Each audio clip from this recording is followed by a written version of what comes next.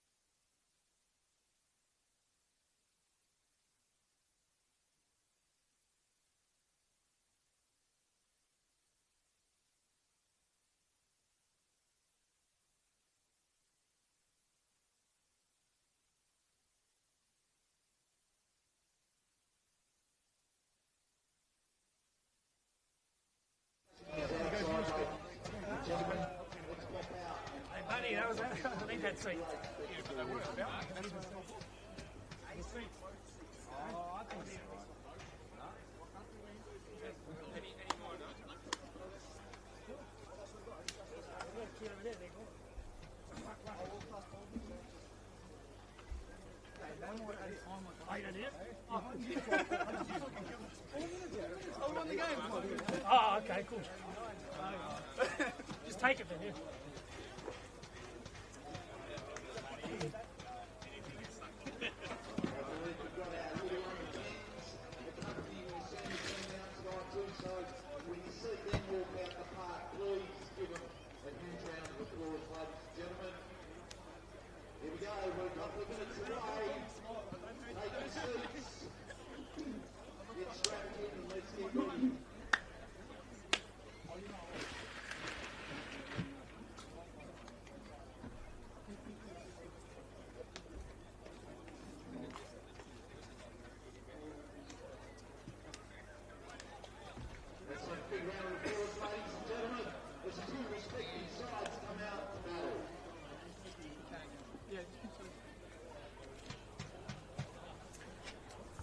Welcome along to round 9 in Senol NPL Victoria, and it's a titanic tussle at the bottom of the table. A relegation scrap this evening between Dandenong City and Green Gully. Dandy City, who turned their form around with a 3-0 thumping of Bentley Greens at this very venue last week, are looking to pull away from the teams in relegation peril.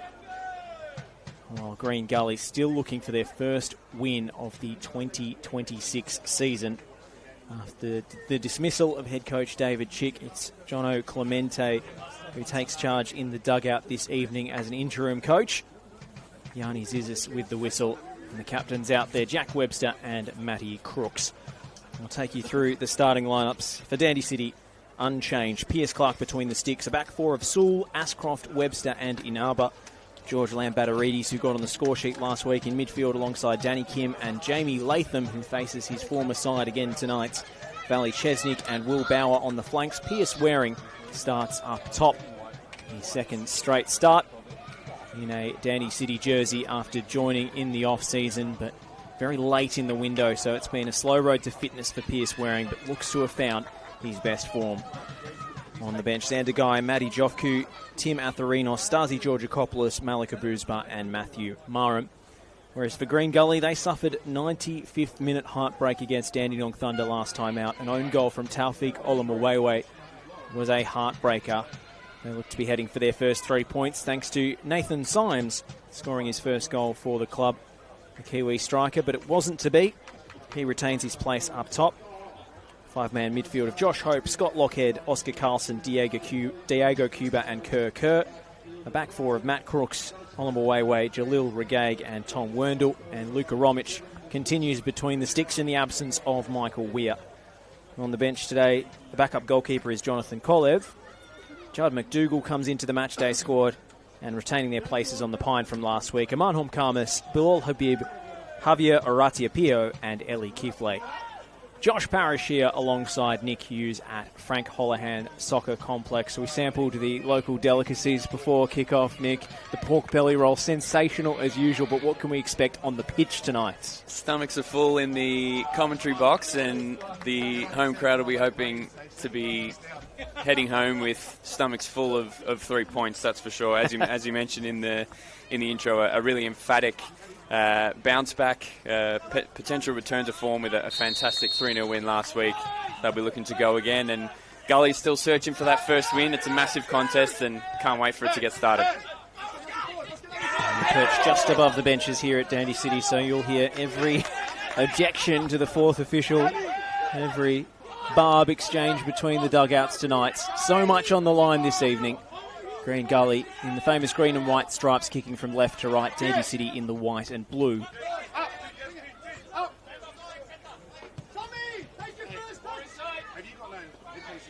See Scott Lockhead lining up on the right flank. Diego Cuba will play through the middle in that number 10 role against his former team. Big night for him. But Jamie Latham shapes as the danger man for Dandenong City. Played for Gully in 2024, scored twice against them in a 5-0 demolition last season. And the season before that, before he joined Gully, he scored against them for Moreland City. So incredibly, in his 4 appearances against Green Gully, he's got as many goals as he scored for them in 24 appearances when he played for them. Outstanding, and he is coming into this one in fine form with a really, really top finish in that win last week as well. Such a threat with those late runs in behind, but equally adept at dropping into midfield and supporting build-up and helping in possession as well. So Green Gully will certainly have the hands full with him. This is Pierce Waring finding some space on the right. It's drilled in towards the middle for Dandy City, and it's George Lambatarides with a thumping effort that's blocked.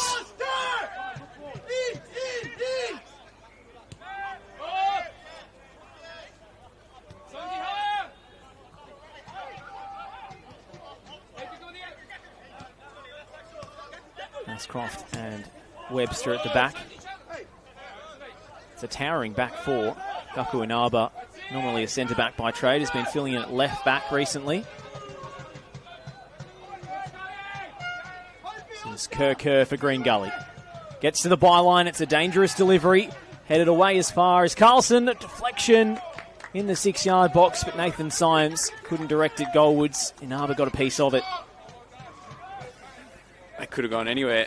Jono Clemente had his hands in the air waiting for the net to ripple off that deflection, but fortunately for the host, it felt kindly for Pierce Clark, and good signs for Green Gully, a first opportunity for Kerr to get at his marker. He was really effective last week. Didn't get a goal or assist for his troubles, but was fantastic out on the left wing. This is Will Bauer to drill it in. It's a good ball, and it's wide from Latham. Glorious opening for Dandenong City in the game's opening exchanges. The marking was all over the place in the Gully penalty area. Pierce Waring in acres of space, couldn't make contact. The ball falls to the feet of Latham, and he looks surprised by it in truth.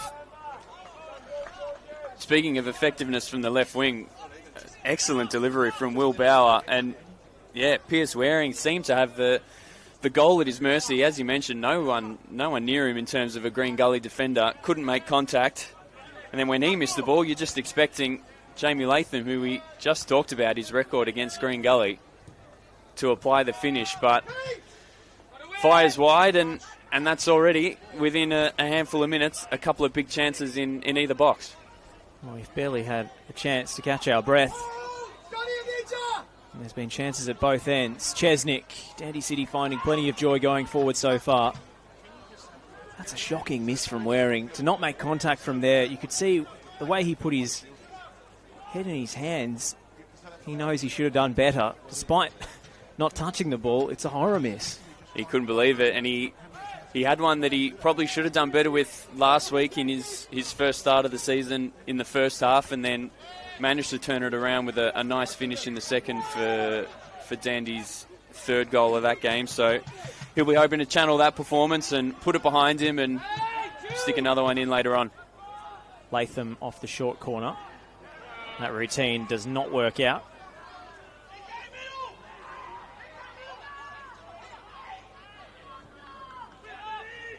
Wears his heart on his sleeve, Jamie Latham, doesn't he? I think he's still probably thinking about that finish or missed finish as it was. And yeah, as you said, the short corner not quite working despite the space that he found himself in. But already we can see that danger in the spaces that he's occupying in the final third.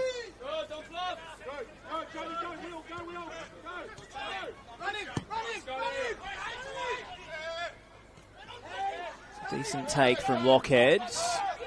Lost his footing but left it for Symes. Symes cuts it back. No one arriving in the penalty area in time. Chesnick back the other way. Diego Cuba at his old stomping ground. Gets lucky with the ricochet.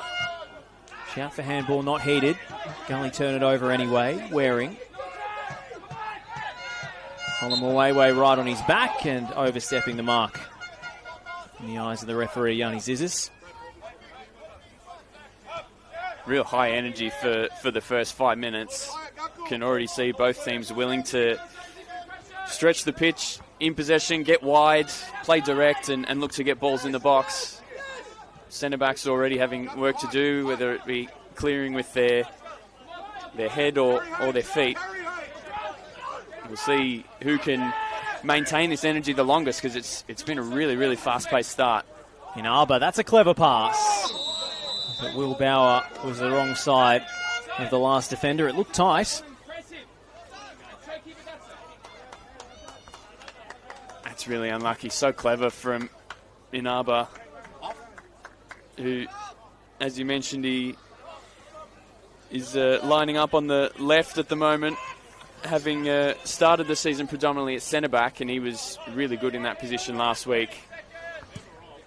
Yeah. Looked very close indeed. It was a clever movement along the last line from Will Bauer, and that's such good vision from Gaku Inaba. Can see the quality that he's brought into Dandenong City, having arrived last season. Well, looked on to me on the replay. Of course, the officials don't have the luxury looking back at it. If we had the VAR visualisation, maybe it would have been a shoulder leaning the wrong side. Very tight indeed. Not to mention the left back nearly playing him on as well. What a superb ball that is from Jalil Regaig.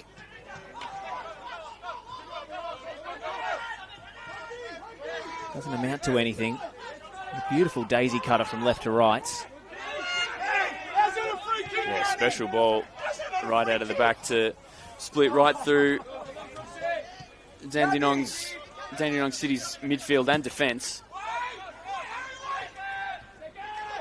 Willing to go long, Green Gully. We can see already both centre-backs looking to clip balls in behind. Oh, it's a high-tempo start to this one. Real treat for the neutral. Bauer. A pocket of space. Stops and props and checks back to Inaba. Dandy City moving the ball well early doors. Ashcroft gets on his bike. Spots a gap and picks out Bauer. Crooks sliding in with the block.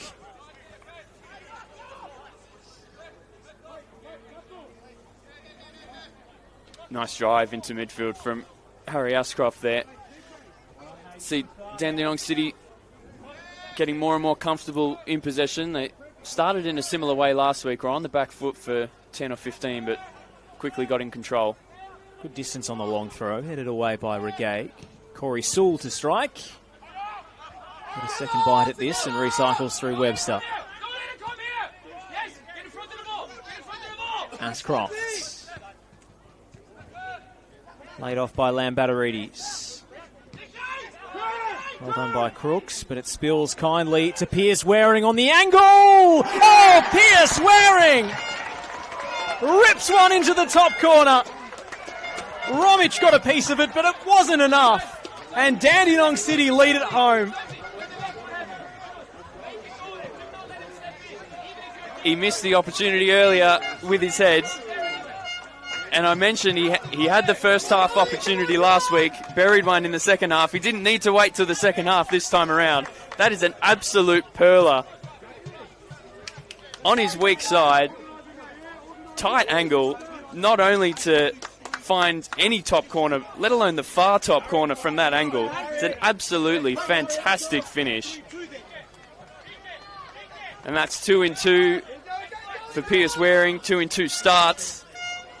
Back to full, working his way still, maybe back to full fitness, but what a start to life as a Dandenong City player for him. Pierce Waring netting against his former club, Green Gully. I mean, so many players have come back to bite them, players who've moved on or they've let go. It was a particularly bitter pill to swallow for Green Gully when they lost Pierce Waring to Oakley on the eve of the season a couple of years ago, and they've never really recruited a striker capable of filling his boots. And now with a goal against them, that rubs it in even further. I'm talking about records against Gully for some of their former players. I believe that's his 4th against Green Gully in his career in this competition. So yet another case of biting the hand that feeds you. Ashcroft steps in proactively. Way's header. Josh Hope with a good first touch.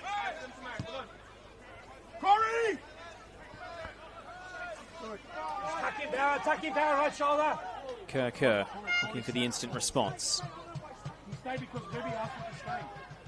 It's better of taking on Sewell. Stay there. Left shoulder, Georgie. Hope. Let's just stay there, Deeks. Trying to escape the attentions of Latham, who's pressing like a man possessed. Bauer, just stay with him for now, Bauer. Stay with him for now, Bauer. So you can release DK a little bit. Werndl lost out. In fact, that was Cuba, I should say. And Tom Werndl comes in with a covering challenge. Interesting to see how Green Gully respond here, because we've talked about, we've talked about at length, we're barely 10 minutes into the contest, but it's been a fast start and there have been positive signs for Green Gully, so be looking for cool heads and to just maintain the start that they made. Of course, in the last 2 matches, they've taken the lead and haven't managed to hang on to it, and have had draws in those last 2 fixtures. So see what they're made of now, coming from behind after, albeit they're not that first win that they're still looking for, but a couple of more positive results in recent weeks. Coughing it up in their own final third won't help. Lockhead wins it back. Symes couldn't get there ahead of Ashcroft. He's looking full of energy despite playing in the centre of defence. He's gone on a couple of galloping runs forward already. Gully's poor start. Whatever happens tonight, it will be their worst start to a top flight season in Victoria since 1977. They can only equal that start, their first ever season in the Victorian top flight. If they don't win tonight, it'll be their worst ever. They've never been relegated from the Victorian top flight to State League, or NPL, as it's been called over the years. VPL, it's gone by many different names, but Gully have only been relegated from the NSL. They've never been relegated from that top tier in Victoria since they were elevated to this position in 1977. Their first ever season, they finished 11th and only won 1 out of their first 9. And this is round 9. They still haven't won a game. Crooks inside onto his teammate's foot. Diego Cuba. Now Kerr. It was an awkward height for him, that pass. Well won by Corey Sewell.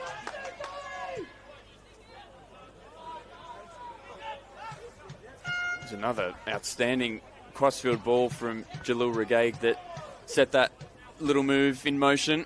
That's a couple from him now, and clearly seems to be something that the Green Gully staff are looking at and want to take advantage of. Perhaps, whether they feel Gaku Inaba's playing slightly out of position in that left-back slot and won't be as willing to check his outside. They almost moved to a back 3 at times with Werndl tucking in, and Matt Crooks playing so high up on the right. It's been a recent development or innovation. Lockhead not a natural winger on that right-hand side. His instinct is always to cut in onto his left, which means Matt Crooks has to provide the width, and he's doing so here. Playing in Lockhead. Hope trying to spot a gap instead of taking on this shot first time. Set some composure now. Keep shape. Keep shape. Bauer, stay. Now creep.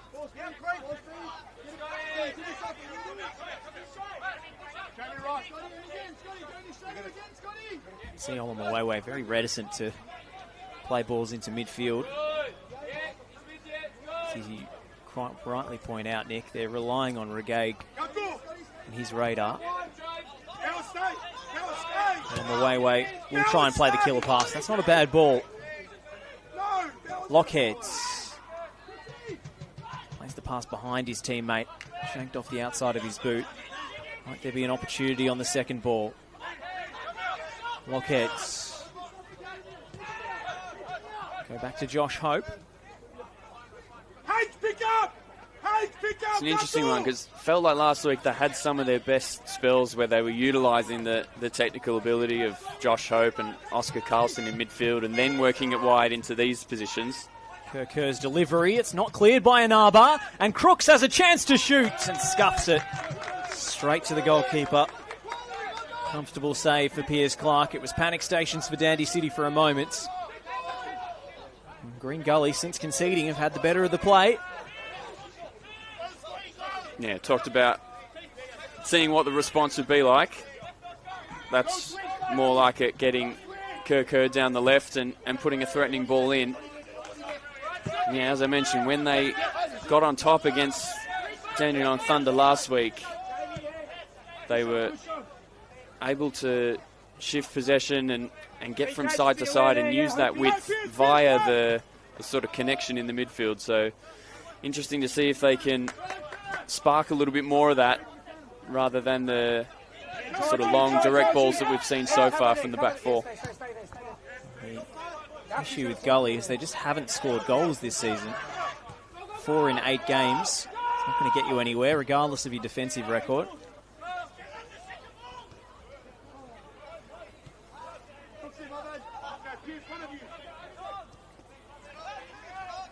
Muwewe under pressure. Coughs it up to Bauer. Oh, Will Bauer. Dragging that one just wide. Generated a lot of power off very little backlift. Not too far away at all. He had Lukaromic scrambling and making sure he was covering that bottom right corner. Sloppy giveaway playing out of the back. And that's the, I think, peril of having your right back so far up the pitch. Muwewe quite simply had no one to pass to. That's right.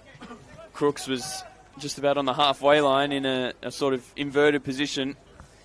Lockhead was almost as high up as he was, so there's really no way out for Muwewe there. It's a poor turnover, but you've got to blame his teammates as much as blame him in that scenario. Exactly right. You put him on an island and get him a relatively slow-paced ball coming out from the goalkeeper. Only so much he can do with it. I think that's probably a scenario for pumping up the line as far as you can kick it, rather than stabbing it to where you think your teammate should be. He's lost his bearings a little. Well won by Symes. Cuba. Back to Nathan Symes. He's brought down, and that's a clear free kick right on the edge of the area and in shooting range for any number of Green Gully's dead ball technicians. Yeah, that's nice from Diego Cuba. Found a little pocket of space, drifting out towards the left-hand side, and had the supporting run of Tom Werndl from left back coming around him. Was able to use that run to create a little bit more space and step inside. And Nathan Symes, as we mentioned, similar story to Piers Waring. First start of the season, first goal of the season last week. Put them in front against Dandenong Thunder, and they'll be looking to get him more involved, using his height and strength across the front line, and uses his body well there to draw the foul. It's going to be Cuba or Kerr. I think this one has Diego Cuba's name written all over it. He's a set-piece specialist. What can he come up with? It's Diego Cuba! And it's brilliant! Green Gully level. And Diego Cuba nets against his former club, bringing the dead ball to life. And it was too much for Pierce Clark to handle. Just snuck in at the near post. Like at full stretch, couldn't quite turn that one around. He got it up and down so quickly, Cuba. Yeah, they're never easy, those free kicks in those positions. It's not too far away, far outside the box, rather. So you need to measure, is there space to curl? Is there enough time to get it up and over the wall and get it dipping down? He managed it despite a real blatant case of encroachment by Jamie Latham. It was about 2 metres out of the wall where it had been placed by the time the kick was taken, but it mattered not. Yeah, such a key role in winning the free kick and then going on and finishing it himself. Outstanding impact from Diego Cuba, and the Green Gully bench are really fired up after that one. Yeah, you could hear how much it means. Just their 5th goal of the campaign. They needed some set-piece magic. Diego Cuba did score a stunning free kick here last season for Dandenong City from a lot further out than that, so he's got it in his locker. Talented football family from Queensland. His brother Sian Cuba playing for Preston Lions this season.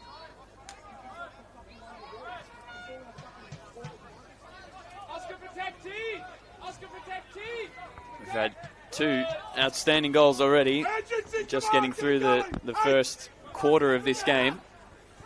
Let's hope there's plenty more where this has come from, because it's been an electric start and 2 fine finishes. An absolute treat. Lockhead. A draw does really neither team any favours. That's a poor back pass from Bauer. Oh, and Lockhead was sliding for it. Symes couldn't connect with him. Now Waring and Latham going back the other way. Waring out wide for Chesnick. Back to Pierce Waring, the goal scorer. Oh, Waring hits the deck. Was he fouled there? Well, a few Dandenong City fans on the fence thought so. There were, I would say, muted appeals from the Heidelberg players. Yeah, you always know when the appeals are louder from the crowd than they are those on the pitch.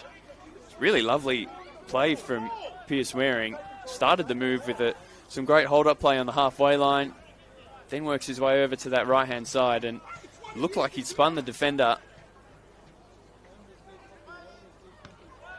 But just obviously going to ground at the vital moment as he looked to cut it back. Meanwhile, Corey Sewell's long throw is repelled. Comes through Danny Kim. Sewell. Romic out to punch. Most confident. Diego, get up! Good Hopi, good Hopi, good Hopi. Good Scotty. Inaba. Being dragged back by Josh Hope there. Get connected, get connected. Good signs, bit of pressure. Diego higher. Good. Jack Webster. Yes. Cracked into the top 10 in all-time NPL Victoria appearances this season. That's a beautiful cross, and Pierce Waring couldn't miss. Dandenong City back in front, and Waring has his second. Set up beautifully by Corey Sewell. That's much more like it with the head. Pierce Waring had that early opportunity, and it's the old adage of goals change games, because we saw after Dandenong City took the lead, they really didn't have much going, and Green Gully responded well, got the equaliser, and then for the minute or 2 minutes, if that it's been since that Cuba free kick, once again all the play back in Dandenong City's attacking half. And all it takes is that little piece of quality. Excellent delivery from Corey Sewell, and a powerful header into the roof of the net from Pierce Waring. What a pass from Webster. Just beautifully measured. Sewell stands it up from the byline. Got to ask where the marking is in the Gully penalty area, though. How was Waring able to get so free inside the 6-yard box? And 6s and 7s pointing at each other, handing players off. Yeah, and that's twice now. They weren't punished the first time. but rightly punished on this occasion. As you pointed out, a fantastic ball out of the back from Webster, and Corey Sewell still had plenty to do. He had a marker right on him, and not an easy position to lift a ball of quality into the box. I think that's why the Gully defenders were so complacent. They just weren't expecting Sewell to be able to get the cross in from there. Meanwhile, a few strong words being exchanged between a Scotsman and a Welshman. No, that's not the start of a joke. They haven't just walked into a bar. Jamie Latham loves it, doesn't he? You can see him just buzzing about with and without the ball. He never stops moving.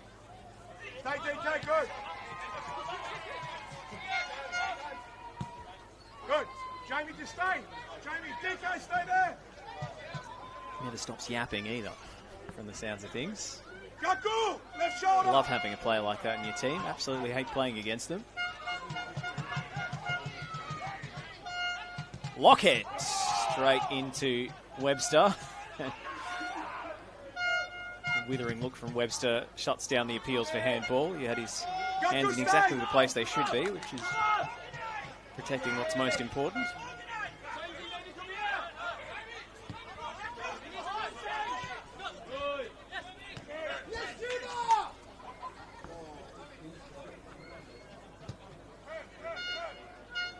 It's a good find from Hope. Lockhead. Kerr combining with Cuba. Now Symes. This is a good move from Gully. Crooks, well, he couldn't replicate the efforts of his opposing right back on that cross. Yeah, it's a shame from Matt Crooks because it was some really, really slick build-up play, starting with that nice little pick out from Josh Hope to get the ball forward and find Lockhead. A couple of little one-touch interchanges, Kerr to Symes, working it back out to the right-hand side.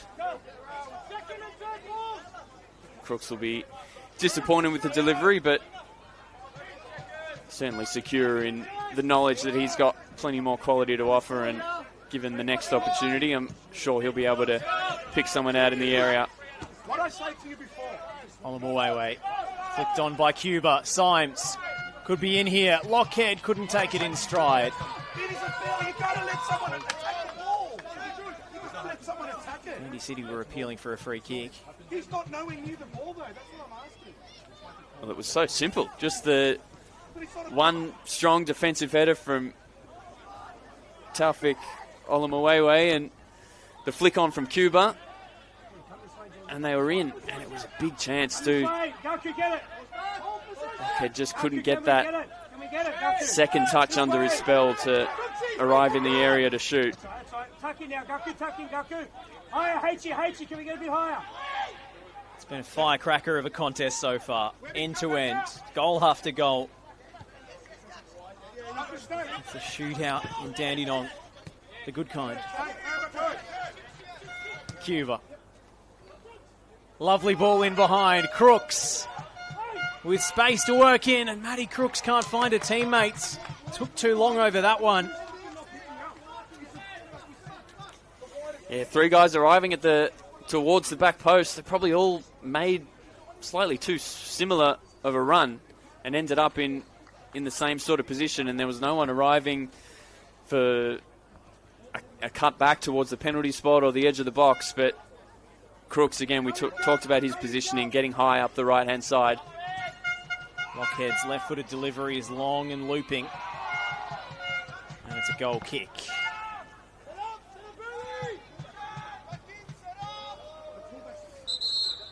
Yeah, it took sort of a couple of goes to release Crooks. It was firstly a nice ball from Olamuwewe and then the clip over from Cuba, I think it was, to get him into the box. And we've seen it on multiple occasions, and something for Nick Tolios and Dandenong City to consider. You know, whether it's just bringing Will Bauer further back to track those runs, because you can't keep letting a player of his quality having opportunities to deliver.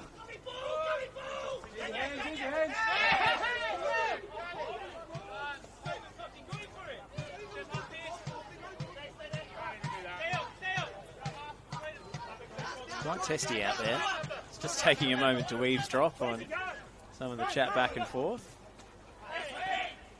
Webster not giving anything away in that tackle. Better from Green Gully. A couple of one-touch passes and they're out of trouble. It's the sort of football that they've been trying to play with limited success. Gets the seal of approval of Jono Clemente on the sideline. They are full of technically skilled players. I don't expect a team of this quality to be in the mix for relegation, but such is the punishing standard of NPL Victoria these days. You can't coast by on talent alone. Well, Diego Cuba wants this one too. You can understand why. He's 1 from 1. Yeah, Kirko may try all he wants, but I think there's only one boot that is going to be meeting this ball. Further out than the last one, slightly more central too, probably. He scored from this sort of range before. At this very venue. It's at the other end of the pitch. It was from even further out than this last season. No, the far out ones, there's two. It should be DK and Jamie. It's always one of those ones where it's sort of on the line if it's a shot or a cross. Green Gully have sent the tall timber up. There's only 2 in the Dandenong City wall, so watch the blocking again. Just watch the potentially blocking an opportunity to find a way to go. Diego Cuba again! Oh, that was dipping late. And that was enough to make Pierce Clark nervous. I think he was going to let it go, and then he thought last minute, oh, I better jump and put a hand up just in case, because spot on, Josh, it dropped so late. Off the boot, it looked like it was sailing over the crossbar, but off the boot, it looked like it was sailing over the fence, Nick. It was some dip, not quite in time. But he is a magician with those dead balls, Diego Cuba. Dandy City would be well advised not to give away any more free kicks in shooting range. Easier said than done, of course. Sewell. Valley Chesnick.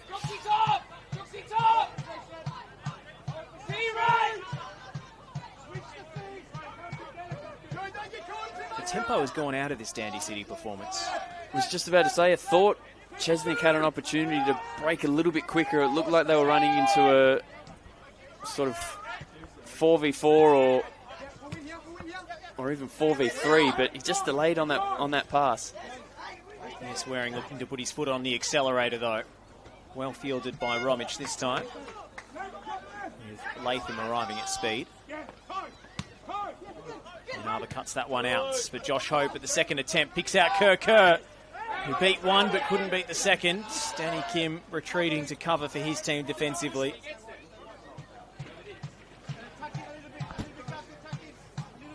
Shifted over to the right-hand side. I'm not sure if it's just a product of some of the chaos that's gone on in the last couple of minutes. We'll see if those wingers stay on these new sides in the coming minutes for Gully. But the first move inside was really nice from Kerr.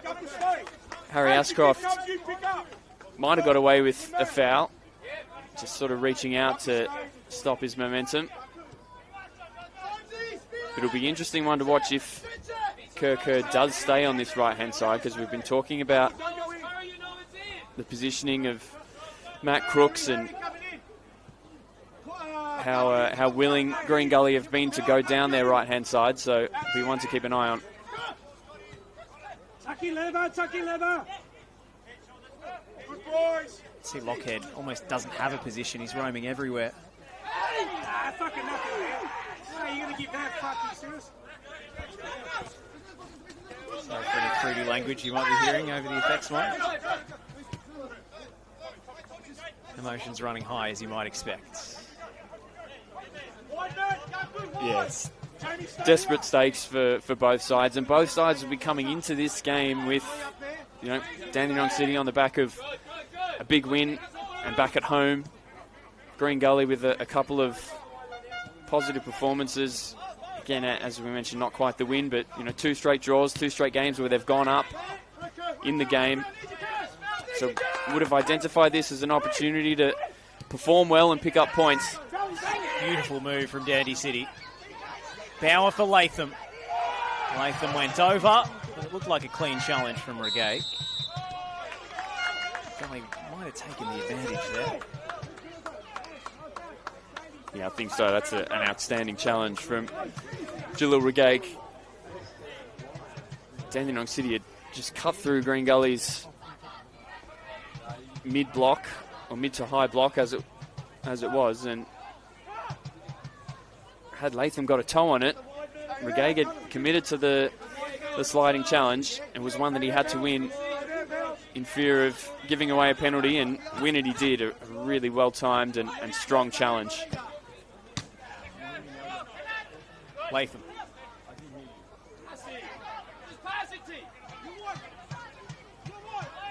Chesney. Back to Jamie Latham. Bauer arriving in support. Cut back. And Chesnick couldn't do much with that. Kerr has his ankles tapped by Latham and will have the first yellow card of the contest. And now the second yellow card of the contest, directed towards Jono Clemente on the sideline.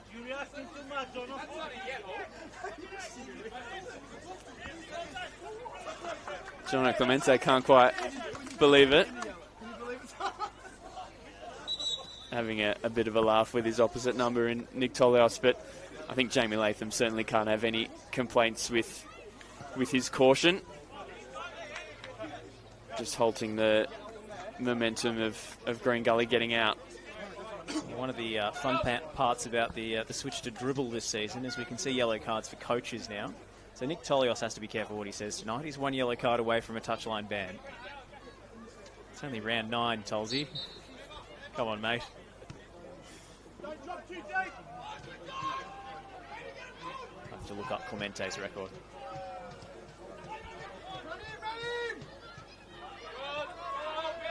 Latham back to Clark.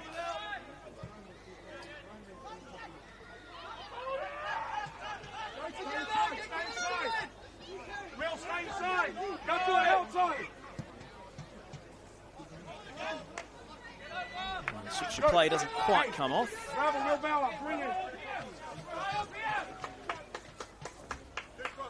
I reckon Kirko might have given up on that just a fraction too early. It was a good spot from Olamawewe, and granted the ball may well have been overhit and would have been a tough ask of Kerr to reel it in, but could have kept going.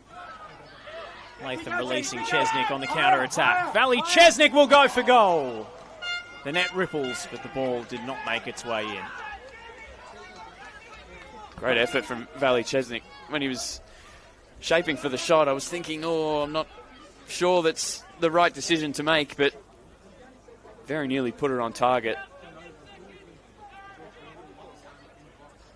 It's been an interesting one for Dandenong City, moving a bit higher up the pitch on the wing rather than at right back where he started the season, and he's done so to good effect so far in the win last week and so far today.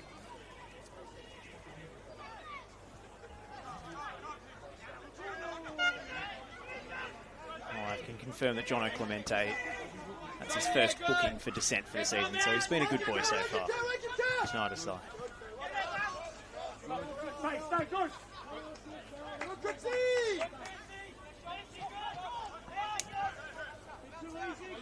George, left! George! Connect, Oscar! Get on right shoulder! As for Jamie Latham, that's his 4th booking of the season already, so 1 away from a ban. Be it a second yellow card tonight or a yellow card in a future week.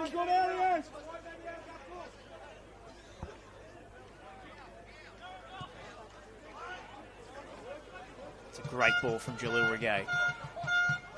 Lockhead's trying to make something happen. Scott Lockhead goes for goal. It was an unkind bounce ahead of Pierce Clark, but he went straight for him. He made no mistake. Cuba charging down. Pass out of the back from Jack Webster.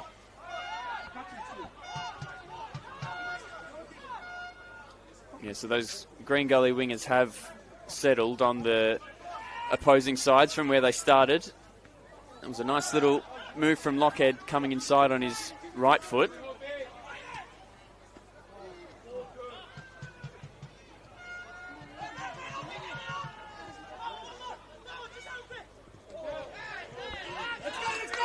Josh Hope very nearly dancing through the Dandenong City defence there.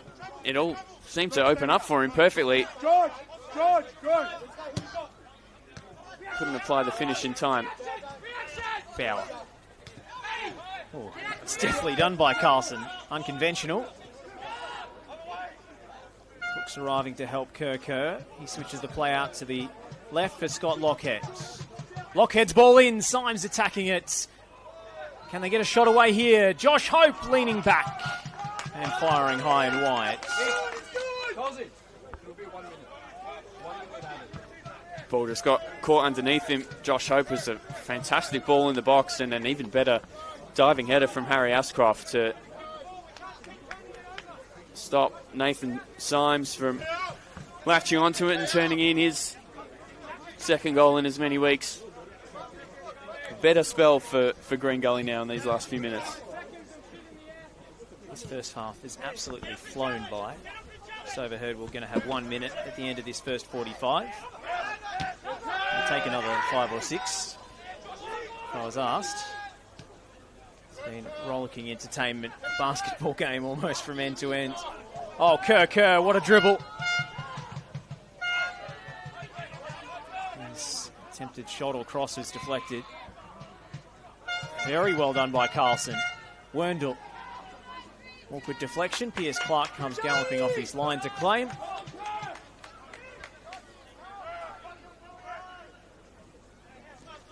I think John Clemente and co would love to see more of that from Kerr.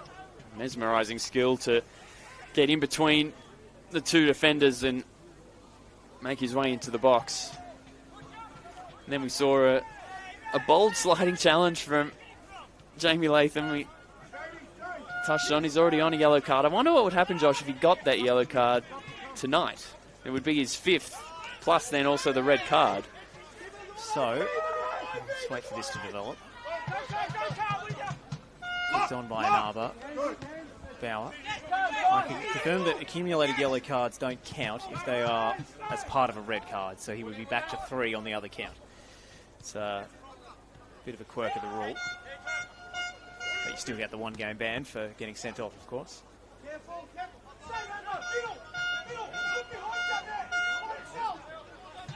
I don't think any number of yellow cards is going to stop Jamie Latham from flying into challenges, in fairness. He plays with a 100% intensity at all times. He's got 1 speed, maximum. That's what we love about him.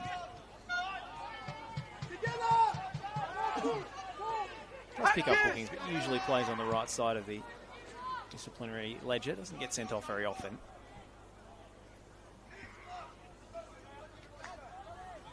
Good Gully! Well behind you. Product of the Swansea City Youth Academy, Jamie Latham. So they've got some pedigree. Coming up to Australia with Moreland City. 1 up on the board to end this first half. As previously flagged.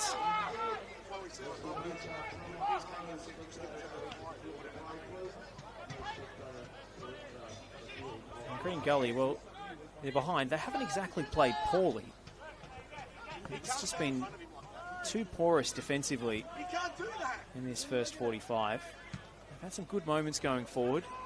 Maybe not all of them ending in clear-cut shooting opportunities, but some promising moves. But Dandy City, every time they get into the final third, they look like scoring. Yeah, it's the pace that both teams possess in their front lines, both literally in terms of the straight line speed of the individuals, but also the breakneck speed that this game has been played at really from minute one. It's had that interesting feel about it. Neither side is dominating, neither side is outshining the other, and there's still so much more to come, you feel, in the second half. Well, the clearer of the opportunities fell to Dandenong City in that first half, and thus they lead. A brilliantly taken first goal from Pierce Waring after, well, a shocking miss earlier on when he failed to make contact from point-blank range. Made up for it with a beautiful left-footed strike across the goalkeeper and into the far top corner. Green Gully equalised quickly. A pinpoint free kick from Diego Cuba, trademark. It was just too much for Pierce Clark to keep out. But just as they levelled and just as the bench went up and Green Gully started to build some confidence, Dandenong City hit back to retake the lead. Sensational ball from Webster. A beautiful cross from the byline from Corey Sewell, who did so well to keep the ball even in play, let alone pick out a teammate. And Pierce Waring was wide open in the 6-yard box to head home. His third goal in the space of 2 weeks. So the halftime score at Frank Holohan Soccer Complex is Dandenong City 2, Green Gully 1.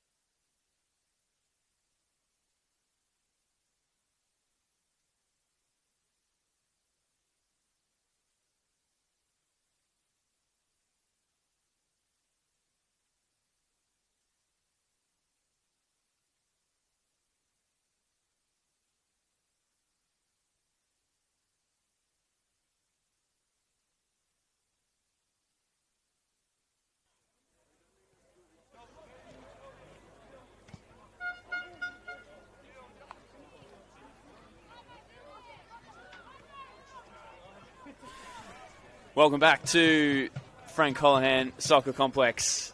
If the first half was anything to go by, then we're in store for another massive 45 minutes. Nick Hughes and Josh Parrish here to take you through this second 45. It's Dandenong City 2, Green Gully 1. It's only round 9, but already feels like a massive game in the context of the standings at the bottom of the table and what will continue to be the race for survival in NPL. And right on cue, the rain's coming down, which will be sure to add a bit more chaos to the second half. Josh, it was an electric opening. 3 top-quality goals on all sides. Can't wait for this one to get started again. The rain feels almost cinematic, doesn't it, Nick, as we get ready to kick off. Dandenong City had the better of the chances and deservedly lead, but there was space to exploit at both ends. Neither team taking a backward step. Really gung-ho attacking first 45. Let's hope that continues for the sake of the neutral. For the sake of us in the commentary box. It's been a lot of fun so far.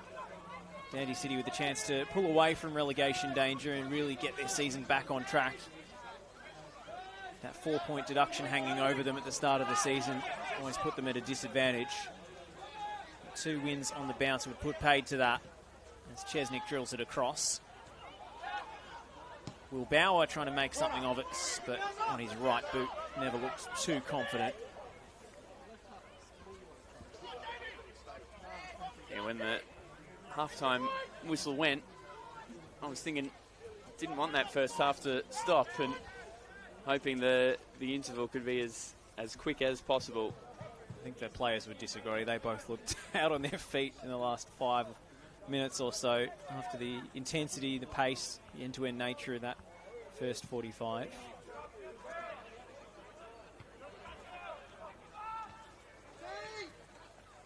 Bauer helps that on to Waring.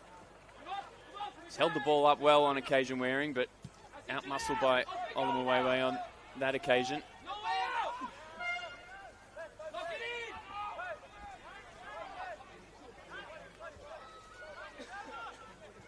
On a hat-trick, of course, Pierce Waring. They've bided their time and waited to unleash him here at Frank Holohan, and unleash him they certainly have. 2 straight starts on home soil, 3 goals, and I'm sure he'll be chasing that match ball, or maybe more of a metaphorical match ball in terms of Senol NPL Victoria.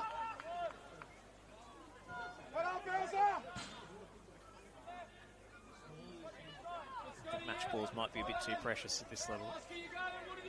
But, Pierce Waring, certainly we haven't seen the best of him since he left Green Gully, really. A couple of injury-hit seasons at Oakley Cannons, limited involvement, cameo bench appearances, never really broke into the first-choice team for Chris Taylor. It's great to see him reignite his career at Dandenong City. That's a crunching challenge from Crooks.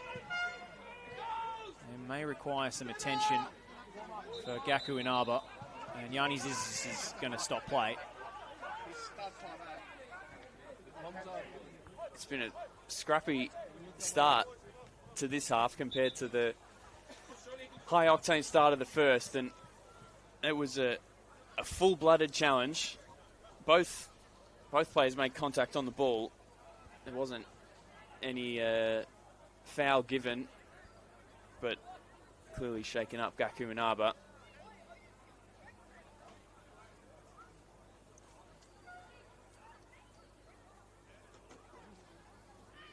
Yeah, it'll be a sore one. They'll be certainly hoping that doesn't spell the end of the night for Gaku Inaba. He's been a mainstay this season. Started all 9 fixtures now. Oh my God. It's gone through him, ball, everything. I think the issue is when Crooks comes in, it's really difficult to tell, even on replay, but sort of lands on top of him with his knee.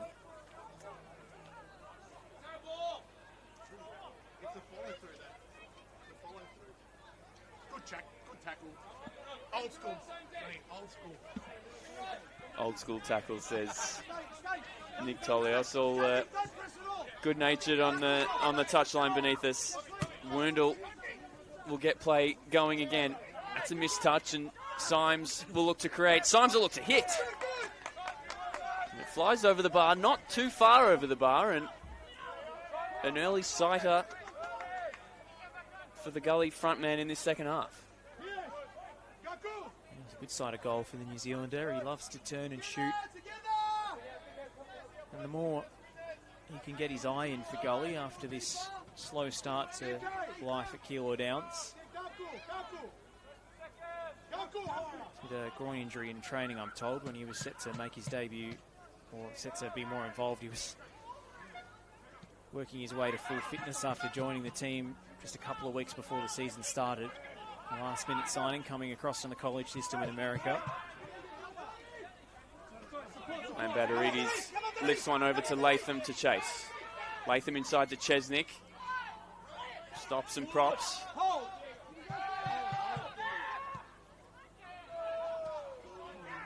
Inaba back on his feet. Lifts that one in the area. And well cleared by Regag. So will keep it with the comfort of his captain behind. Regag again with his head this time. Stay, Corey. Come around. Latham has that one pinched by Cuba. Cuba finds Symes. Advantage is played. And Symes looks to thread it through to Kerr. I think that's a good advantage from Yanni Zizis. They didn't take full advantage of it. Yeah, the Gully dugout wanted that one brought back after the attempted ball from Symes to Kerr, but as you mentioned, didn't really take that opportunity. Ooh, Josh Hope's left one on his opponent there. Arm outstretched, making contact with the face of Danny Kim. He goes into the book. Latham straight in there to defend his teammate against his former teammate, of course, in Diego Cuba. It's a strong challenge, a late challenge, and definitely a deserved booking. Lifted the arm, Josh Hope. I think Josh Hope's a little lucky there. There's a Just motion about from to the say, elbow. Fortunate that the connection wasn't either higher or stronger to the sort of head area of Danny Kim, because it's definitely a little bit naughty. Yeah, you shouldn't have your elbow out like that.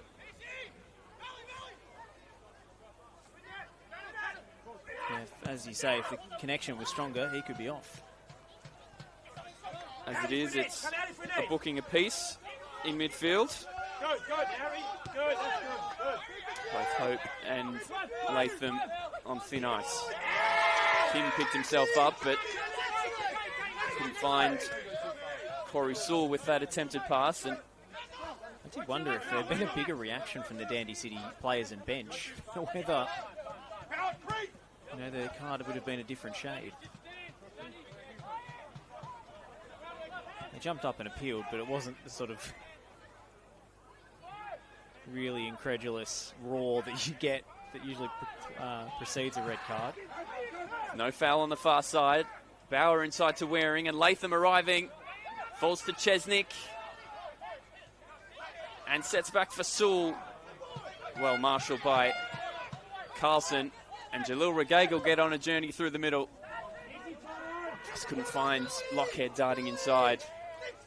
I wonder whether the ball wide to Cuba was the better option to keep the move going. Tried to thread the needle instead, Regag. Just a little impatient. If you put it wide to Cuba, you can continue your run, potentially get it back for a cross. Or maybe he's already in nosebleed territory for a central defender. That's all right. We've seen what he can do with the raking 40, 50-yard switches. Popping up in a different sort of way in possession. Pierce Waring's won the free kick just below us. Still thought about lifting it into the final third, but goes back to Webster.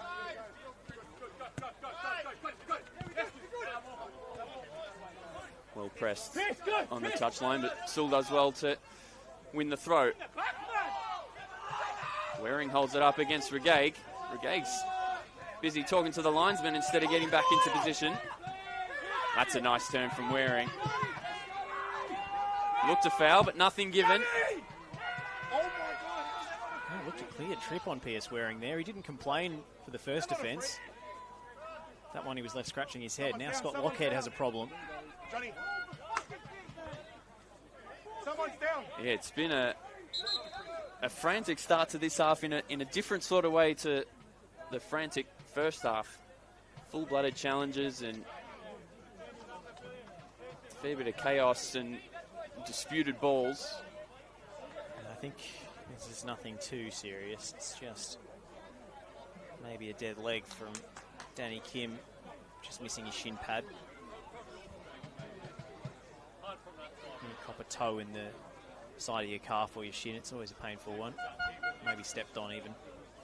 I think everyone just needs the breather at the moment, both physically and mentally. Just settle back into the game and see where we can go from there. But Gully obviously feel they need to bring the intensity to draw level for the second time in the contest.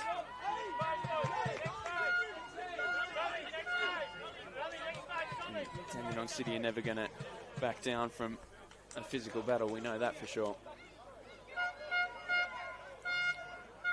Bit of a dispute, I think, who's going to collect possession from this drop ball. Yeah, we just saw Jalil Regaig yellow carded for dissent a moment ago. So it's been a fair bit of back chat. Yanni Zizis has not been particularly amenable to it.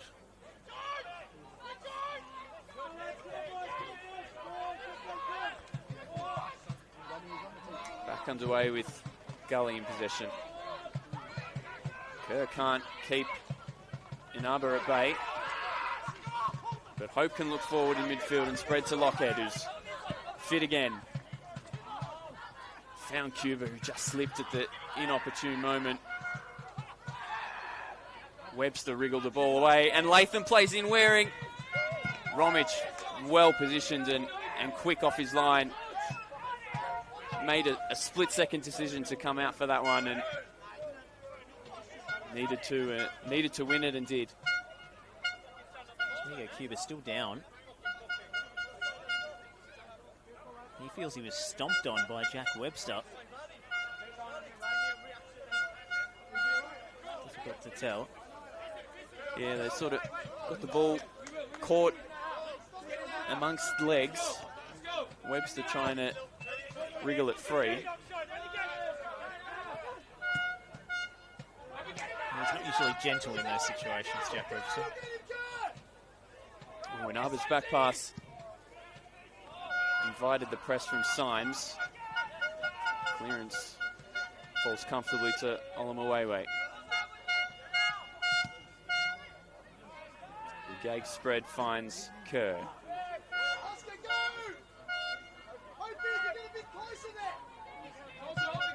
That's a lovely flick from Kerr, and he gets it back from Symes. Symes is expecting to make the 1-2, a 3-4 and a 5-6, but Kerr wasn't quite on the same page. It's been one of the issues with this Gully performance is there are so many moments of quality, but they're so disconnected from the rest of the team. It's either a good solo dribble or a good bit of 1-2 play between two players, and then the rest of the team isn't in position to make the most of it. And a lack of fluidity when it comes to the sort of second phase of the move. Oh yes, we've created some space, we've beaten a player, what next? Too often it's broken down from there. Symptomatic of the season as a whole. Just 5 goals from 4 different scorers, of course counting Cuba's brilliant free kick tonight. That's a loose ball into midfield, inviting Kerr, but Lambadarides got the first contact on it.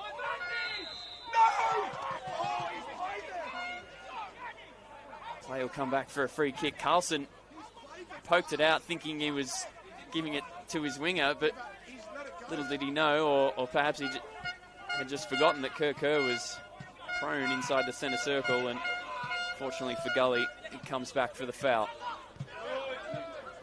Hope to Lockhead. Scott Lockhead again just crowded out by 3 or 4 defenders. Waring has time to turn.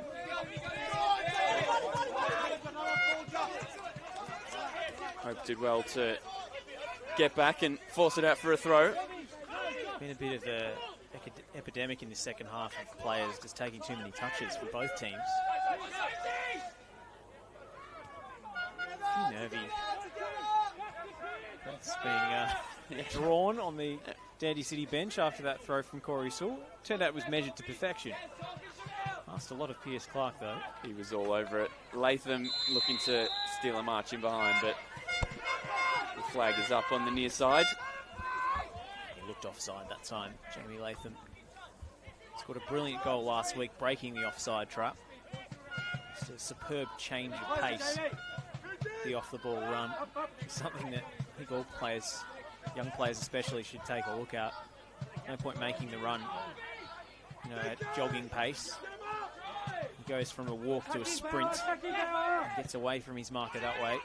It's sort of a hallmark of his game, really.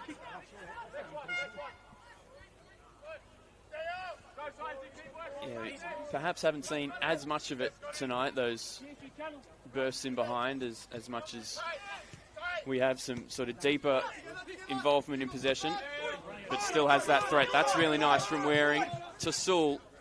Sewell looks wide on the opposite flank for Bauer, and Crooks was there to make the well-timed challenge. It was a nice idea from Sewell, but Bauer wasn't quite in position for it.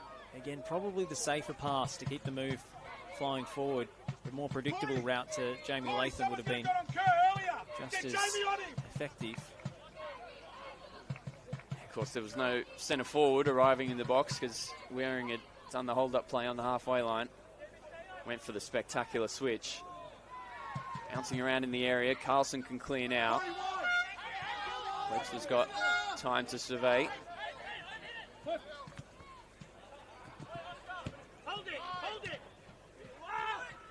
That's brilliant from Sewell. He was so isolated there, had barely any options. The team hadn't moved across in support of him. That's lovely. One-touch play, and Kim on the half-term finds Latham. And the outside of the football to Waring is superb as well. This will stay in for Chesnick. Sewell arriving in support. Chesnick's ball didn't allow Sewell to cross first time, and Latham tried the clip over, but Woundle was well placed. Such a good move from Dandy City. Wondered whether Pierce Waring would just pull the trigger from the angle as he did in the first half. Instead he went for the cross. Looked like Bromwich might have been, for a split second, creeping off his line as well. Might have been an opportunity for the cheeky chip. Until I saw where the ball was landing, I thought that was what he was going for. So did I. It's very audacious. In fact, it was more selfless than you're accustomed to seeing from a striker who's on a hat-trick.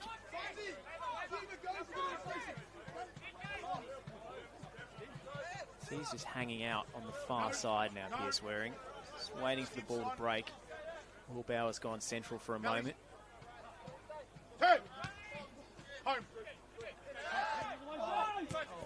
Kim gives that one away. They've reacted well in these defensive transition moments, particularly at the start of this second half. Dandenong City, Lambert Aridi's just lost his footing.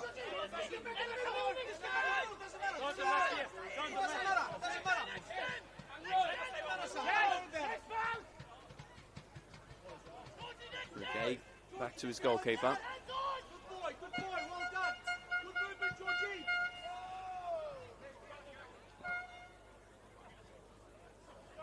Kerr helped it on, and it's fallen kindly to Hope.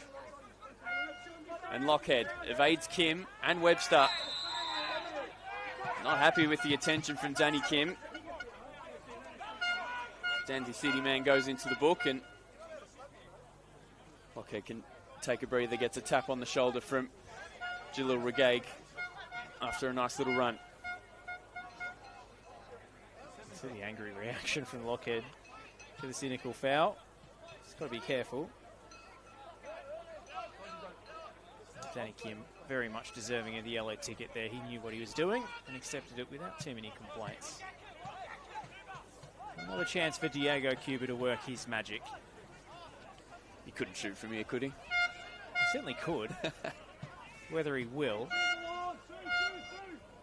There's no wall, so Pierce Clark has a clear view of this one. Plenty of height in the box for Gully. See what Cuba can conjure. You know you want to, son. Have a pop. He looks like he's lining up across here from his body language. And he does. It's a deep one. Olumuwewe won the first header. But unfortunately, just hit it too far backwards to create a chance. And Crooks looking for Regag at the back post.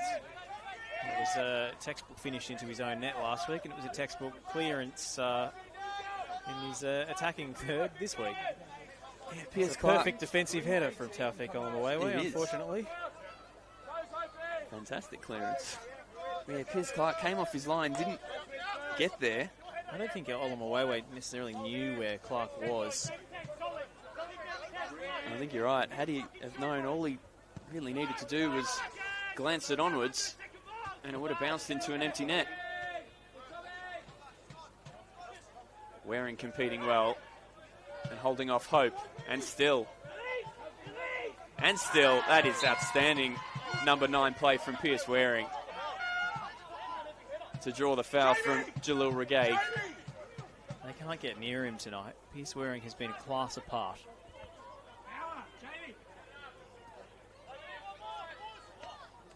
Well, Jamie Latham's holding the ball. He's getting a shout from the bench saying give it to Will Bauer, possibly because he's got the left foot. But judging by Latham's reaction, I don't think he was particularly receptive to that advice. Bilal Habib, meanwhile, getting ready on the Green Gully bench. Prepare to make the game's first change.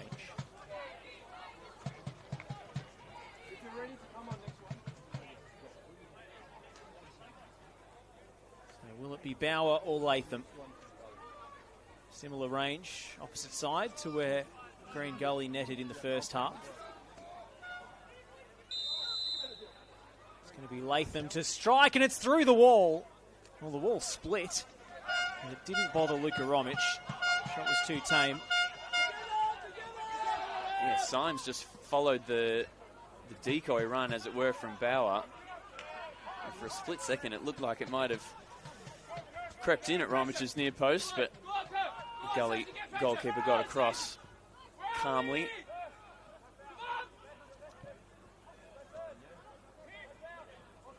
Waring can't quite hold that one up. Carlson back to Regay, who adapted well to get that out first time to Werndl, and that's a nice ball between the lines. Lockhead looking for Symes. Again, it's just that final ball that's not quite clicking for Green Gully, and hence the man with the number 9 on his back below us is awaiting his introduction from Bilal Habib. A left to right switch from Jalil Regay. Good spot to pick out Kerr. Dribble straight into traffic. And can't beat Anaba at the second attempt either. Latham taking over. Bauer. Now Chesnick trying to get in behind on the near side. As Lambattery loses his footing. Doesn't get the free kick he was looking for. Kerr for Green Gully. Intercepted by Kim. Latham with the little layoff. Can't find Waring. Possession changes hands again. Pass is left a little short, but Chesnick couldn't make the most of that. Now Werndl to cross. There by Kim. Waring, wrestling with Oscar Carlson. Josh Hope twisting and turning. He has no one on the left. Made a brilliant move in midfield and didn't have the winger to play it out to. Early ball in. That's Jalil Regaig arriving in the opposition box. I think that's what they're going to try and address, is lack of width on one side they've had all night. Unless it's a straight swap for Kerr. Going to be Matty Jofku coming on at the same time for Dandy City. Young midfield player.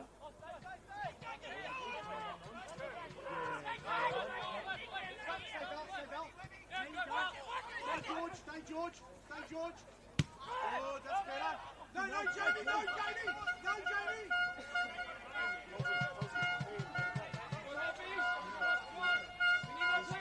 See some young Dandy City fans on the far side providing all the noise tonight. We've got air horns here in the background. We've from got the juniors. the drum now to accompany the air horn. Fantastic. Cuba coughs it up. Still these substitutes wait patiently for their moment. Regaig. It's been an unbroken streak. No stoppages. Kerr keeps it in. And Tommy Werndl shanks one. So we finally get a chance to see those changes made. George Lambatarides is the first to be withdrawn for Dandenong City. On comes Matty Jofku. And it's Nathan Symes coming off for Bilal Habib. So a straight swap up top. So in fact, it won't be a change on the flank as I'd predicted. Yeah, maybe a bit more height and athleticism. Well, in saying that, Nathan Symes is blessed in that department as well. But I think it's probably a minutes restriction, Husey, if I had to guess, given that he's just back from injury. Well, it's been basically clockwork on 70 minutes he's been withdrawn, so it might be just trying to keep him fresh. Maybe that's his load limit.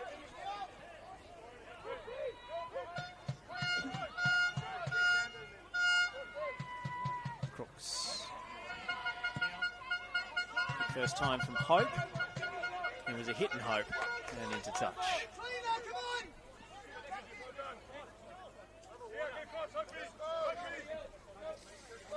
Yeah, we'll see if this alters in any way Green Gully's approach. Symes wasn't heavily involved, really, sort of dropping off the defensive line in possession. He had a couple of runs in behind, but more so the ball couldn't find him rather than his spacing.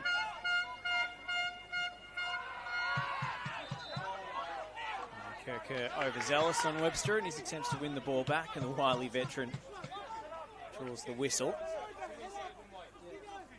By my count, that's 348 appearances tonight for Jack Webster in the Victorian top flight, which has him inside the top 10 all-time, not NPL era, all-time in Victoria.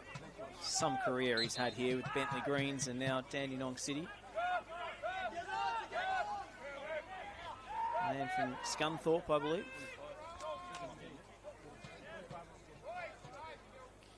You're moving to equal 9th in the appearance rankings tonight and ever closer to the 350 milestone.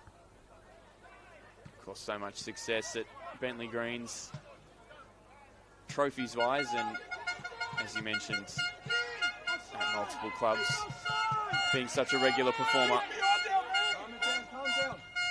Scored in the grand final, of course, against Avondale. Not Tolios's first game in charge of Bentley. He was parachuted in for a grand final after John Anastasiadis got his gig at Western United. Of course, the semi-final as well, from memory, but given the top job and won a grand final at the first time of asking, so not bad. Not bad from Tulsey. Another change for Green Gully. Ellie Kifle comes on for the goal scorer, Diego Cuba.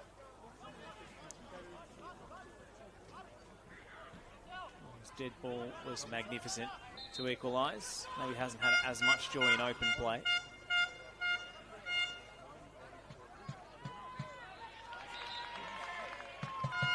Free kick given away away by Lockhead. Sander Guy is ready to come on for Dandy City, so I wonder whether, despite being on a hat-trick, Pierce Waring might see his night come to an early end. Another player slowly making his way back to full fitness. And Tim Atherinos gets his chance to impress as well, on for Will Bauer. And as it stands, the match winner, Pierce Waring, makes way.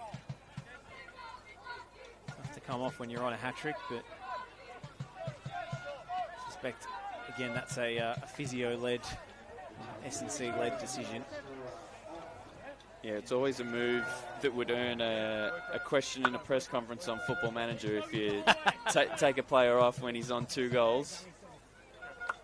So I'm sure Nick Tolios will be dipping into his dynamic screen to make sure Pierce Waring's morale isn't too damaged coming off. But what a performance! Not just the goals tonight, both of which were outstanding. In particular, the first one, but so many occasions his hold-up play, ability to link in, be it with his wingers or the midfielders behind him, get the ball up the pitch, win fouls. Green Gully didn't really ever have an answer for him. Latham with the scoop. Guy. Sander Guy with his first involvement. Nearly tees up a goal. Is it far away at the near stick? Well cleared at some personal cost by Jalil Brigade. He's come up sore after that.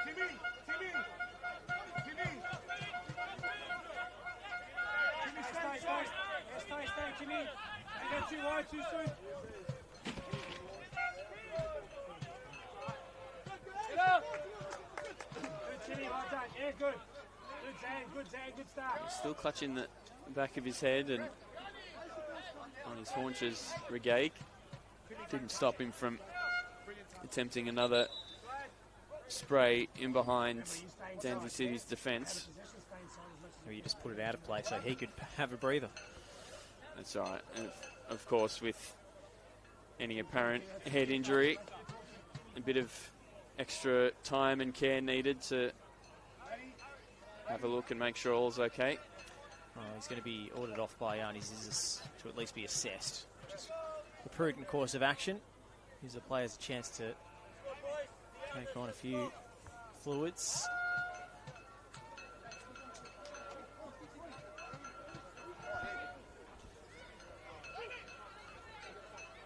Yeah, fluids and refresh a little bit for the last 15 minutes. I think Green Gully will probably be a little bit disappointed knowing they're chasing the game the entirety of this second half, but haven't really had a great deal of production as Sander Guy has a hopeful attempt.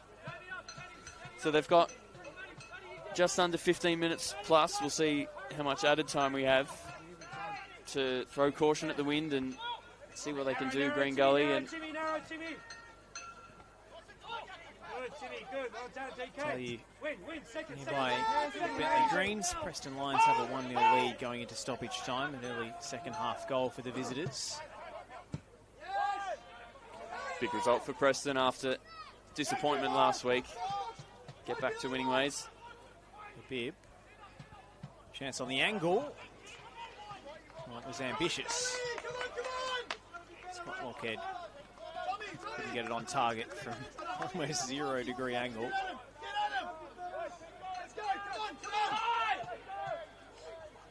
Yanni Zizis just giving Pierce Clark a word of warning over taking too long on the goal kicks. Hopefully Kerr was acting as ball boy there.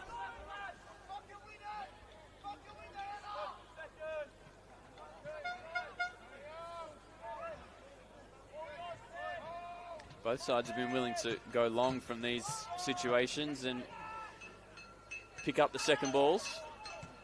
It was quite an effective one initially for Dandy City, but Gully can come away.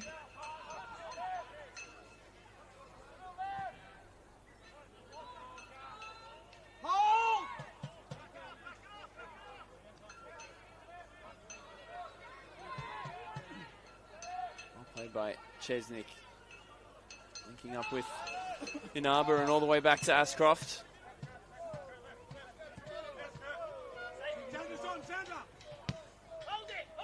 And the guy dropping in, looking to hold up. It's a nice little ball attempted around the corner. Trying to introduce the pace of Tim Atherinos. There's been late drama at Kingston Heath. Bentley Greens equalising in stoppage time.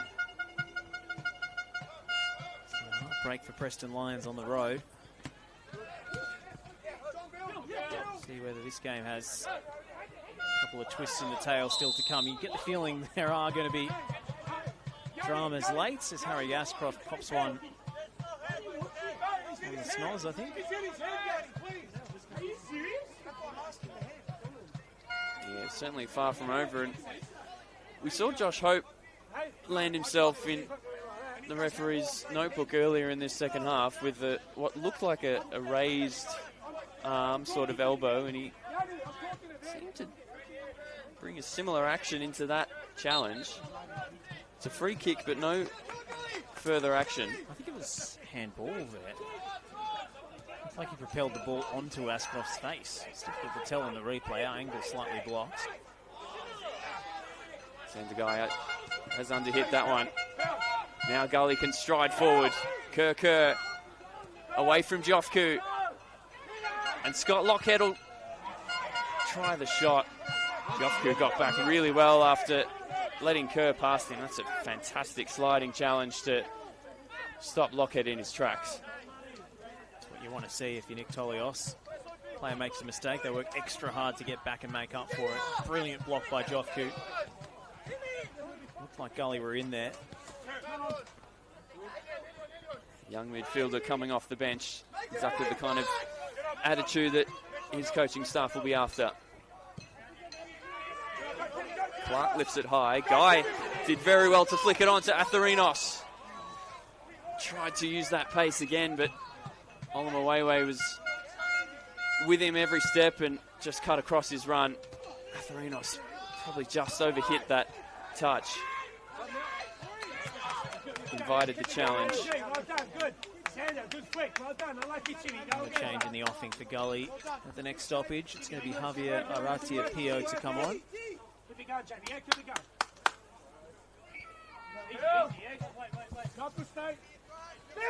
tall, strapping centre forward, so Gully going to throw the kitchen sink at this from the looks of things. Clever back heel from Kerr, and now Bilal Habib. Well, that's well off target. He was dreaming of the top corner.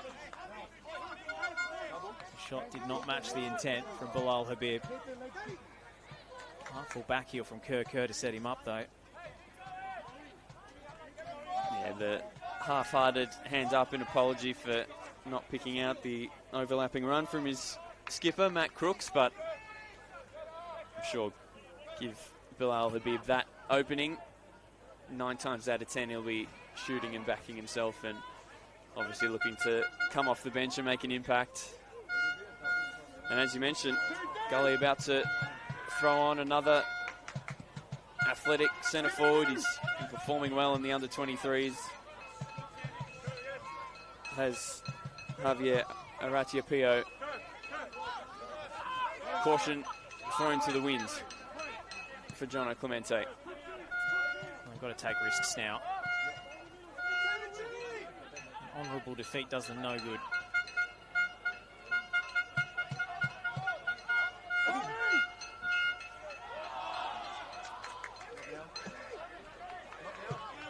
Well, this is the moment to bring on Aratia Pio. Got a set piece. Bring on the big man. That's exactly what they're about to do. 2 big men coming on. Taufik Olamawewe is going to be replaced. This is Tom Wendell. So 2 defenders off, a defender and a striker on. Bit of a reshuffle, and Well, as you tall say, timber. perfect timing.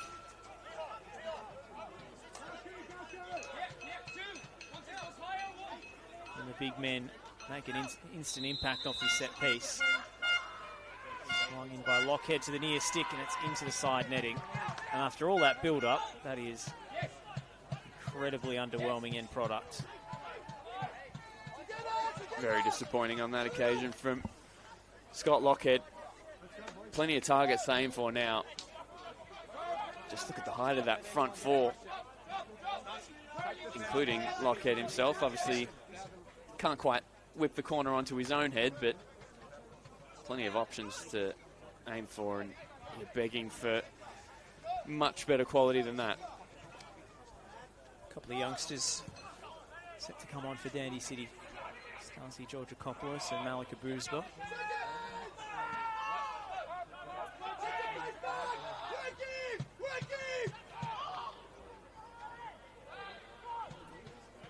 It's a good turn by Lockhead. Aratia Pierre couldn't bring it under his spell. Oscar Carlson now. Kerr has 2 for company. Eagles clear of 1, but it's won back by Xander Guy. Well, the whistle has gone.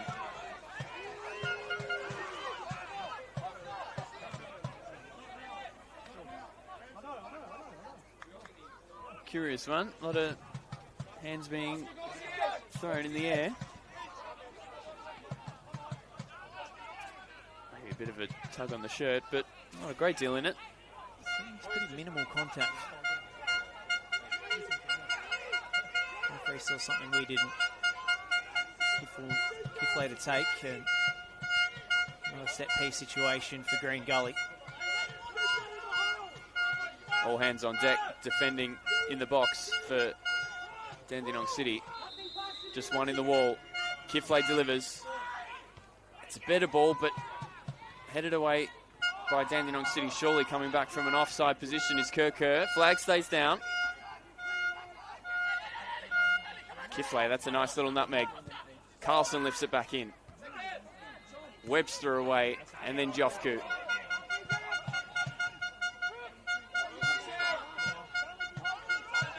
That's a nice switch. Kiflay stayed out on this left-hand side.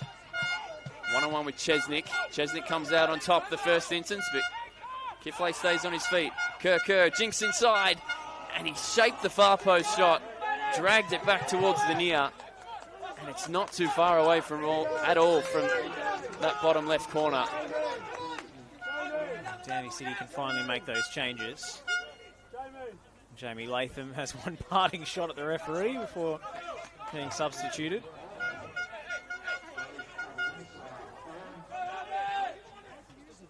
Doesn't look too pleased about coming off. Danny Kim is going to be replaced as well. The 2 Dandenong City players sitting on yellow cards have to think there may well be a need for a midfielder to drag a Green Gully player down in these last 5 or so minutes, so smart bit of coaching to take those 2 off and ensure they can finish this game with 11. Guy and Bouzba sort of got in each other's way, but Guy's back on it and spreads it wide. Jofku picks it up off the block shot.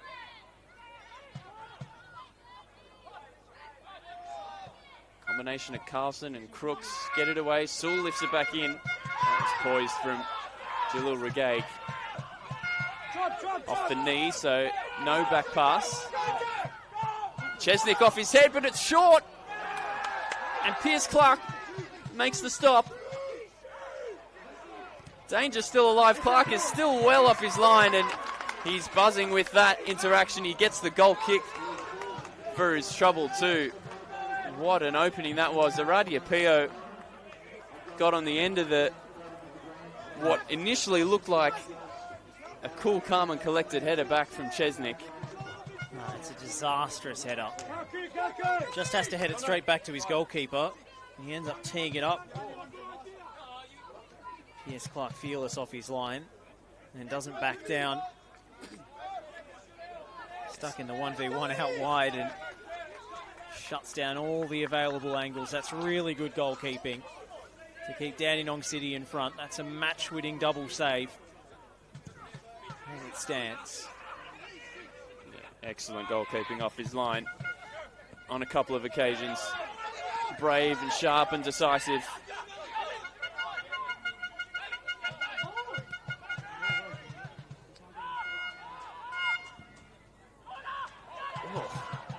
Pierce Clark was all too happy to let that one roll wide of the post. A little casual there. I dare say it was a bit closer than he might have thought it was going to be. It was a trickler from Kerr off the right boot. Lovely flick from Scott Lockhead in the build-up to create the chance.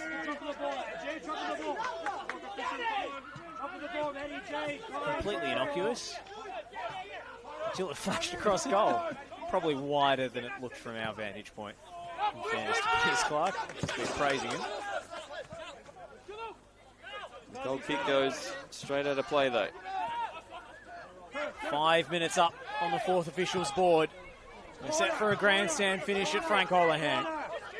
Sander Guy had no one to cross to. Romic held it so far he lost his footing. Al Habib. Too much air underneath that switch of play. Giflay. Carlson. Into a cul-de-sac. They win the throw anyway.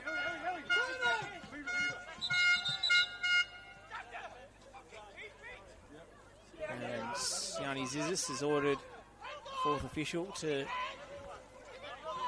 go and hook someone, I think, or at least have a talking to. I think just reminding Green Gully's substitutes to retake their seats. Desperation stuff now in injury time. Hopeful flop from Giflay, it looked like. Even he didn't look too convinced. Carlos. Lockhead.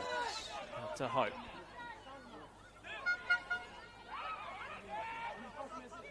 Well, Josh Hope's coughed it up.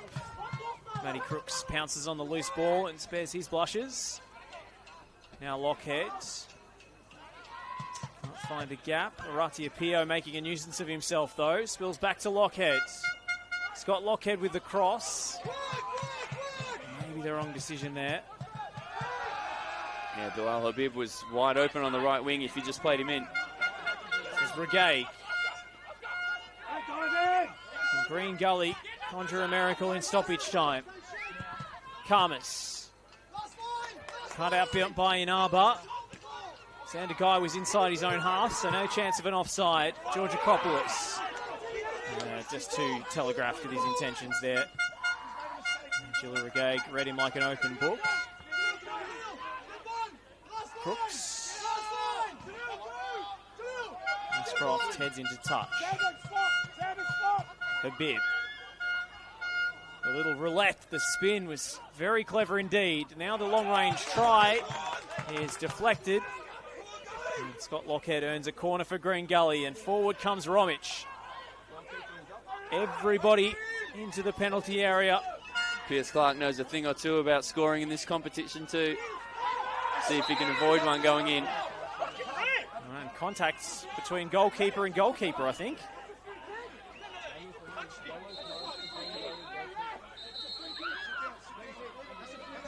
Absolutely bizarre. The yellow card shown.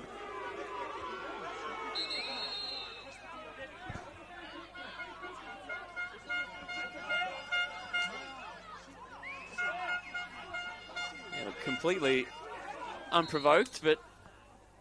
Well, they haven't interacted in the game so far, the two opposition goalkeepers. Now, Jack Webster goes into the book for his protestations. And Kifley's corner is lifted into the 6-yard box. Aratio Pio's in there, and they can't force it over the line, Green Gully. Scrambling defending at the last from Dandy City.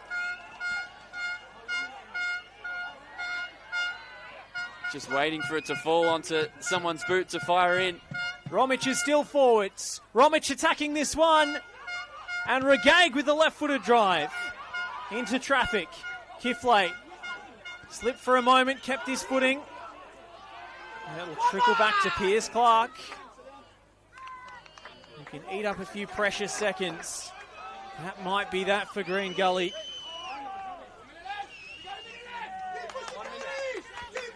Minute left is the cry from the Green Gully bench. Feels like that was the moment. Regate hurls it as far as he can muster, but it's still not enough to beat Webster. Karmas flying in. And Karmas will go into the book.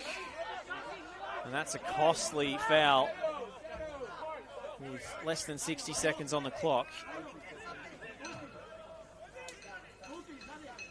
His eyes opened up, sprinting into midfield and looking to win that header, but was always second to the ball, and feel like that's going to do it for Dandenong City. Webster can take all the time that he needs from this free kick and lob it into the corner. And they look destined for back-to-back wins, and huge back-to-back wins at that. Goal kick is the verdict.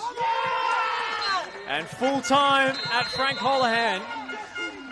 Dandenong City hold on for 3 points, 3 precious points, the way the table is poised.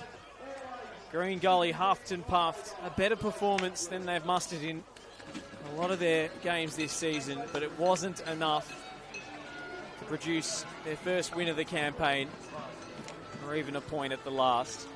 Their worst start to a season in the top flight of Victorian football in their history. They've been in this competition since 1977, a few years in the NSL, and then back down in the late 80s. They've never started a season 9 games without a win. So Green Gully's long stay in the Victorian top flight is well and truly under threat now.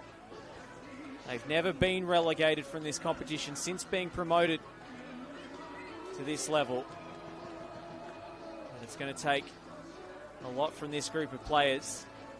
They've left it all out there. Aratia Pierre with his shirt in tatters after the melee inside the penalty area.